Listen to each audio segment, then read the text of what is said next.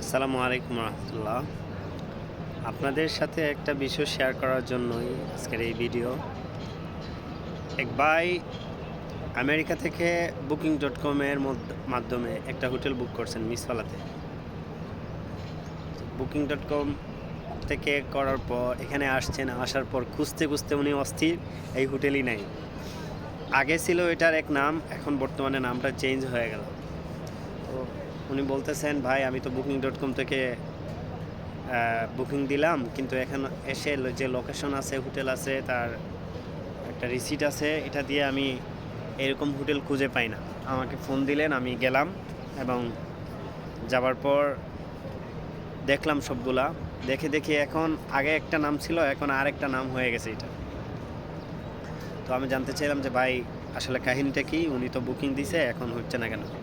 তো ওনারা বলে, ভাই আমরা তো জানি না, আমাদের কাছে এই হোটেল সম্পর্কে কোনো পেমেন্ট আসে নাই, আমরা রুম দিতে পারবো না। আমাদের কাছ থেকে রুম নিতে হলে অবশ্যই ওনার টাকা পেমেন্ট করতে হবে। আর উনি যার মাধ্যমে বুকিং দিচ্ছেন ওনাদেরকে বলেন যোগাযোগ করার জন্য এবং তাদেরকে মেইল করুন, ফোন দিন। ফোন দিচ্ছে উনি, ফোন যায় না, মেইল করতেছে, কোনো রিপ্লাই আসছে না।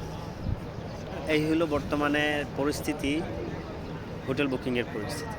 তো আমি আগেও বলছিলাম, এখনও বলতে চাচ্ছি যে আপনারা যারা মক্কা এবং মদিনাতে শুধুমাত্র 5 স্টার হোটেল বুকিং করবেন, তারা চেষ্টা করবেন Booking.com বা হোটেলের ওয়েবসাইট থেকে পেমেন্ট করে ফেলতে, এটাই ভালো হবে।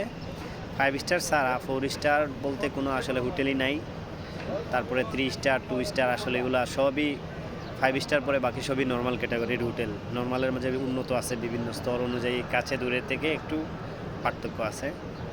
তো আপনারা পরিচিত কারোর মাধ্যমে টাকাটা পেমেন্ট করার চেষ্টা করবেন, যারা মক্কাতে অবস্থান করতেছে অথবা মদিনাতে অবস্থান করতেছে, অথবা যদি এইরকম কেউ নাও থাকে, অবশ্যই বাংলাদেশ থেকে বিভিন্ন ট্রাভেলস এজেন্সির লোকেরা এখানে আসে, তাদের মাধ্যমে আপনি বুকিং কনফার্ম করে ফেলবেন। তাহলে কি হবে, আপনারা কোনো সমস্যা পড়লে আপনারা ওই অফিসে যেতে পারবেন, আপনারা সেখান থেকে কোনো সহযোগিতা পাবেন। হয়তো এমন হইতে পারে ওনার মাধ্যমে বুকিং করলে হয়তো বা উনি হয়তো 50 রিয়াল বা 100 রিয়াল হয়তো বা উনি একটু লাভ করবে, লাভ করলে করুক, কিন্তু আপনার তো বড় অঙ্কের একটা ক্ষতি দেখে আপনি নিরাপদে থাকবেন। এই বিষয়টা আপনারা একটু খেয়ালে রাখবেন ইনশাআল্লাহ।